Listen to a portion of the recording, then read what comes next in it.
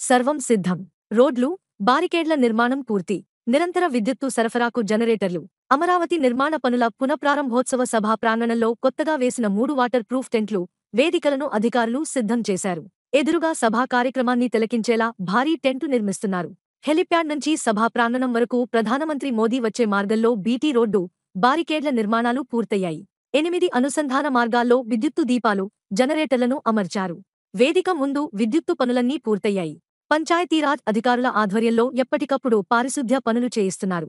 ప్రధాన వేదిక వెనుక గ్రీన్ రూమ్లు, అక్షరంతో పైలాన్ నిర్మాణం కూడా పూర్తయ్యాయి. ప్రముఖులు, అధికారులు, అతిథుల కోసం 11 చోట్ల పార్కింగ్ స్థలాలను సిద్ధం చేశారు. వైద్య శిబిరాలు, ఆహార కేంద్రాలు, తాగునీటి వసతి పనులన్నీ పూర్తి కావచ్చాయి. గ్యాలరీల్లోకి ఆహారం, నీటి సీసాలను అనుమతించరు. గ్లాసులతోనే నీళ్లిస్తారు. నిరంతర విద్యుత్తు సరఫరా కోసం సభావేదిక వెనుక పార్కింగ్ ప్రాంతంలో జనరేటర్లు అందుబాటులో ఉంచారు. బుధవారం హెలికాప్టర్లతో ట్రయల్ రన్ నిర్వహించారు.